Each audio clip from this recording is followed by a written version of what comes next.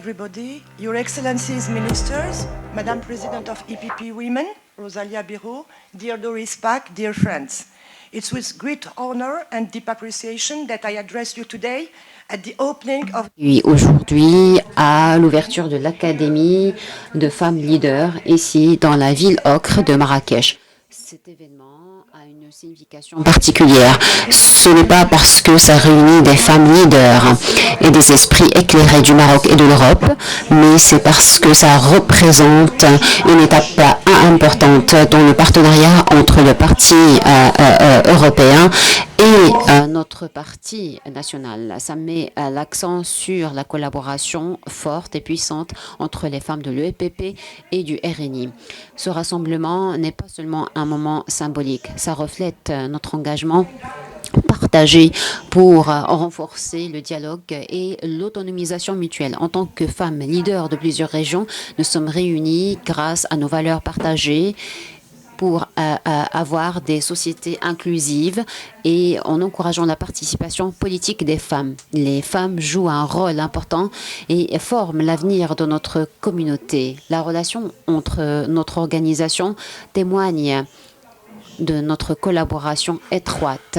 Et ensemble, nous allons régler et surmonter les défis et nous allons garantir les droits à tous et à toutes.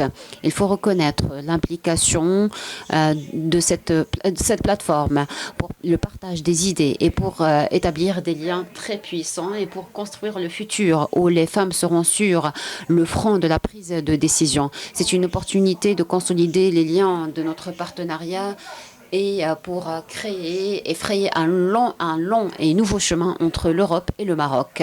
Notre travail sera une source d'inspiration et va propulser la croissance au niveau global et international.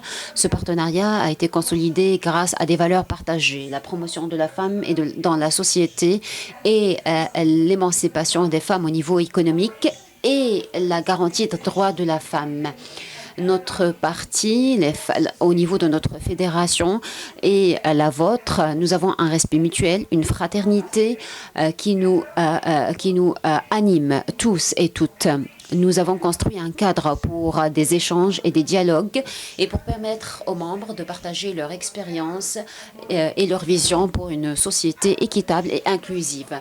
Sous les instructions éclairées de Sa Majesté le Roi Mohammed VI, que Dieu l'assiste, le Maroc a lancé des réformes ambitieuses et des programmes, ce qui a rendu le Maroc, a fait du Maroc un modèle d'inclusivité dans plusieurs domaines.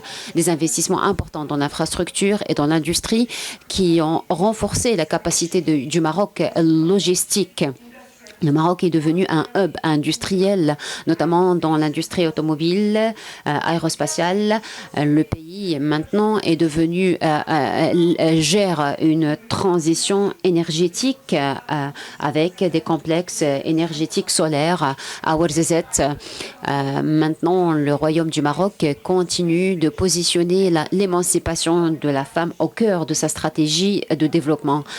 Nous, avec une législation qui intègre la femme dans le marché du travail et sa participation dans la prise de décision. Ce progrès renforce la position du Maroc. Nous ne sommes pas seulement un acteur majeur en Afrique, mais nous pouvons donner l'exemple à plusieurs pays dans le sud global. C'est une opportunité pour le Maroc de renforcer ses liens entre le nord et le sud. Sa présence, il se positionne avec des organisations entre l'Espagne et le Portugal.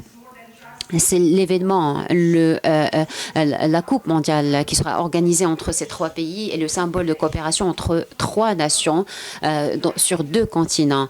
Nous allons unir nos forces pour organiser ce moment important dans le football. Le Maroc et le projet gazoduc avec le Nigeria est un symbole qui renforce la position du Maroc et est un lien et le carrefour entre l'Europe et l'Afrique. C'est un projet gazoduc entre l'Afrique et l'Europe. Ce projet est le premier de ce type qui va offrir à l'Europe une alternative stratégique pour renforcer sa sécurité énergétique tout en consolidant ses liens avec l'Afrique. Le Maroc est un élément clé dans ce projet. Encore une fois, il prouve sa capacité à devenir un hub crucial pour des projets structurants qui renforcent le dialogue et la coopération entre l'Europe et l'Afrique.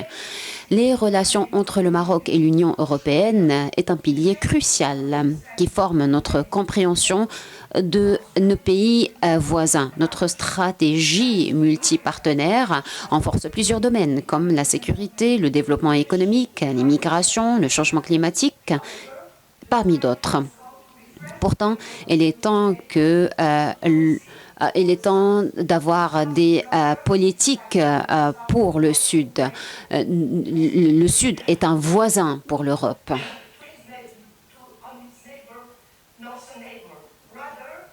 Il faut qu'on nous invitons l'Europe à des liens qui miroitent les aspirations des pays du Sud.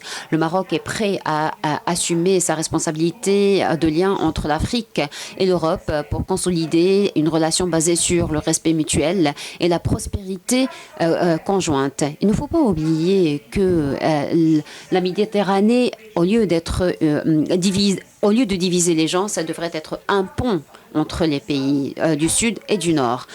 Nos pays peuvent devenir des zones de convergence et de dialogue. En tant que femmes leaders et activistes, il est de notre responsabilité de rendre cette vision une réalité en construisant des ponts de compréhension, de responsabilité et de coopération et de paix à travers la Méditerranée. Notre région renforce la diversité et l'histoire partagée. C'est une opportunité unique pour transformer ces actifs en prospérité et en développement. Pour conclure, je réitère l'engagement du RNI et les femmes du RNI pour mieux construire et consolider ce partenariat avec le EPP et la fédération de l'EPP. Ensemble, on peut construire ensemble pour une société et un avenir inclusif.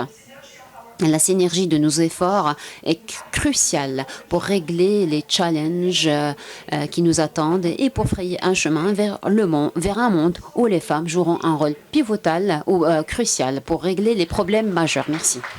قبل المغادرة لا تنسوا الاشتراك في قناة العمق المغربي وتفعيل الجرس ليصلكم كل جديد، ولا تنسوا مشاركة الفيديو والضغط على زر الإعجاب.